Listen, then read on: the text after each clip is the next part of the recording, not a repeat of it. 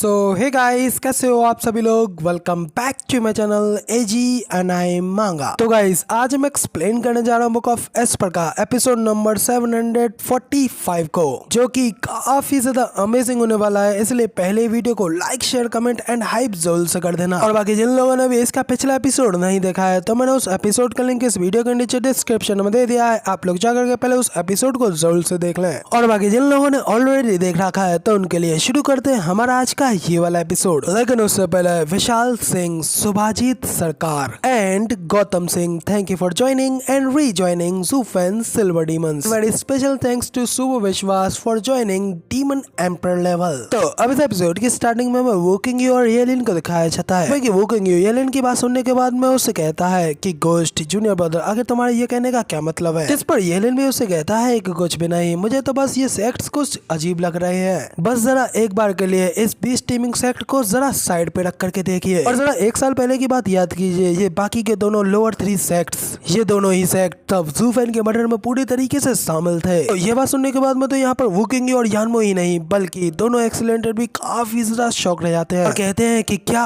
इसका मतलब ये सब करने वाला जूफेन ही है। इसी के साथ किंगचन की भी आंखें खुली रह जाती हैं। वैसे भी अब उम्मीद लगने लगती है कि जूफेन जिंदा है, लेकिन फिर भी वो सारी जानकारी पूरी तरीके से लेने के लिए येलिन से कहती है कि येलिन साफ साफ बताओ कि आखिर तुम्हारे ये कहने का क्या मतलब है। तो अपनी इस बात के ऊपर किंगचन को इतना एक्साइटेड देख येलिन भी अपने मन में कहता है हालांकि एल्डर ब्रदर ने मुझसे कहा था कि अभी उनके ठिकाने का कोई खुलासा नहीं करना है, फिर भी आखिरकार किंगचन एल्डर ब्रदर की वाइफ है तो कम से कम मैं उनके लिए इतना तो कर ही सकता हूँ जिससे कि मेरे इन शब्दों से उनके दिल में थोड़ा कंफर्ट मिले। ये सब सुनने के बाद में फिर येलिन किंगचन की जवाब देते हुए कहता है कि मेरा मतलब ये है कि क्या शायद कोई ऐसी संभावना हो सकती है, हो सकता है कि शायद यहाँ पर कोई जूफेन की मौत का बदला लेना चाहता हो, वजह इसके कि ये सब कुछ उसकी खुद आत्मा ने किया हो। ऐसा कैसा हो सकता है कि कोई बंदा यहाँ पर बदला लेने के लिए ना आया हो। वे जो भी सेक्ट तबाह हुए हैं उनके एक भी बंदा जिंदा ना बचा हो। आप लोगों को नहीं लगता है कि ये काफी ज्यादा अजीब बात है, खास करके तब जब वो सारे सेक्ट इथेरियल स्टेज के एक्सपर्ट से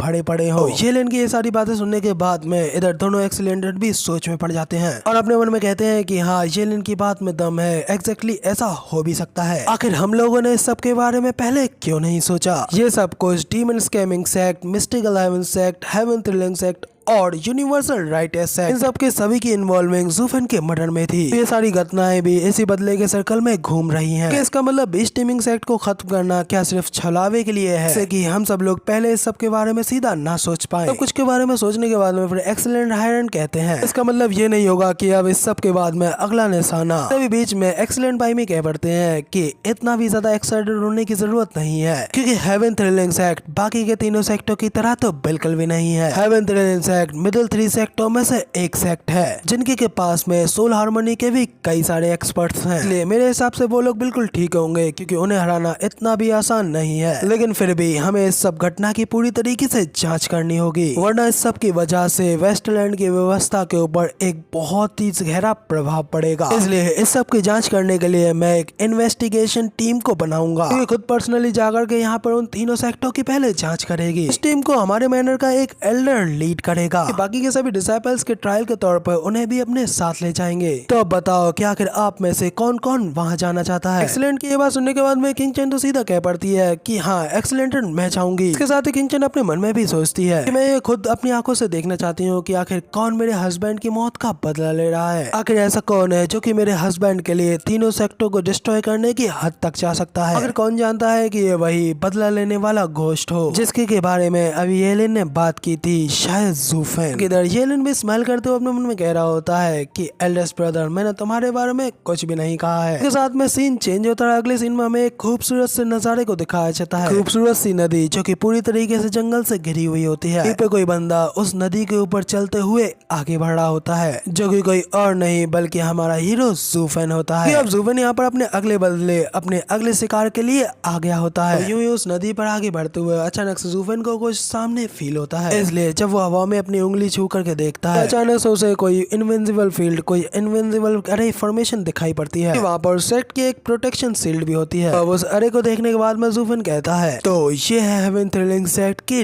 डिफेंसिव अरे। कहते ही अचानक से हमें ज़ूफेन की आंखों में उसकी खतरनाक एपोकलिप्टिक थंडर फ्लेम को दिखाया जाता है। ज़ूफेन फिर जैसे ही अपनी उस हल्की सी फ्लेम को अनलेस करता है तो उस बैरियर को छूते ही अचानक से वो हल्की सी फ्लेम की चिंगारी बेहद ही ज्यादा भड़क पड़ती है और एक ही झटके में वहां पर उस अरे फॉर्मेशन को डिस्ट्रॉय करके एक बड़ा सा गेट खोल देती है। लेकिन दूसरी ओर ज़ूफेन उस सेक्ट में डिस्ट्रक्शन फैलाने के लिए बाहर आराम से खड़ा होता है। अंदर हेवन थ्रिलिंग सेक्ट में बाकी के सभी डिसाइपल्स को भी दिख जाता है, इसलिए वो सभी डिसाइपल्स घबराते हुए कहते हैं कि प्रॉब्लम हो गई, कोई जबरदस्ती डिफेंसिव अरे को पूरी तरीके से तोड़ करके घुसाया है, हमला हुआ है, दुश्मन का हमला हुआ है, जल्दी करो सभी लोग तैयार हो जाओ, दुश्मन का हमला हुआ है। इसके साथ ही वो सभी हेवन थ्रिलिंग सेक्ट के डिसाइपल्स वहाँ पर ज़ूफेन को रोकने के लिए उसके सामने आकर के खड़े हो जाते हैं। ज़ूफेन भी उन सभी डिसाइपल्स को वहाँ पर उसे रोकने के लिए जाते हुए देख करके डिसअपॉइंट होते हुए कहता है, हेवन थ्रिलिंग सेक्ट आखिरकार मिडिल 3 सेक्टों में से एक सेक्ट है। अगर मुझे तुम जैसे रेडियन स्टेज के पिल्ले, यहाँ तक कि कुछ प्रोफाउंड हेवन स्टेज के पिल्ले ही क्यों दिख रहे हैं, तुम लोगों के बाकी के सभी एल्डर्स कहाँ मर गए हैं। तभी उसी वक्त कोई आसमान से तेजी से ज़ूफेन की ओर आते हुए कह रहा होता है, पागल आदमी, अगर तुम्हारी हेवन थ्रिलिंग सेक्ट के अंदर इस तरीके से बैरियर को तोड़ करके आने की हिम्मत कैसे हुई? क्या ये सब कुछ करके तुम्हारी यहाँ पर मौत को दावत देने की इच्छा है? तभी इसी के साथ में हमें दिखाया जाता है कि आसमान से आने वाला कोई और नहीं बल्कि हेवन थ्रिलिंग सेक्ट का यंग मास्टर रेनकोंग होता है, जो कि वहाँ पर नीचे उतरते ही एरोगेंटली ज़ूफेन से कहता है कि क्या यहाँ पर तुम कोई इथेरियल स्टेज के एक्सपर्ट को नहीं ढूंढ रहे थे? तो फिर जरा अपनी आंखें खोल करके देखो, मैं यहाँ पर आ चुका हूँ, फर्स्ट लेयर का इथेरियल स्टेज कल्टीवेटर। तो फिर आकर यहाँ पर तुम्हारे लिए समय वेस्ट करने के लिए हमारे एल्डर्स को आने की क्या जरूरत है? यहाँ पर रेनकोंग को देख करके बाकी के सभी डिसाइपल उसकी तारीफ करते हुए कहते हैं कि बहुत अच्छे यंग मास्टर आ चुके हैं। सामने से ज़ूफेन तो एक पुराने बंदे को देख करके स्माइल करते हुए खड़ा होता है। ज़ूफेन को वहाँ पे इस तरीके से शांत देख बाकी के सभी डिसाइपल्स भी रेनकोंग की तारीफ करते हुए कह रहे होते हैं कि यंग मास्टर, ये बंदा तो अब आपकी प्रेजेंस को देखते ही शांत हो गया, सचमुच आप तो हम सब के लिए ही एक ट्रू मॉडल है। तो बंदा भी कहता है कि हाँ तुम बिल्कुल सही कह रहे हो, मास्टर ने तो डबल ड्रैगन मैनर में अपनी वीरता और ब्रेवरी का अच्छे से प्रदर्शन किया था,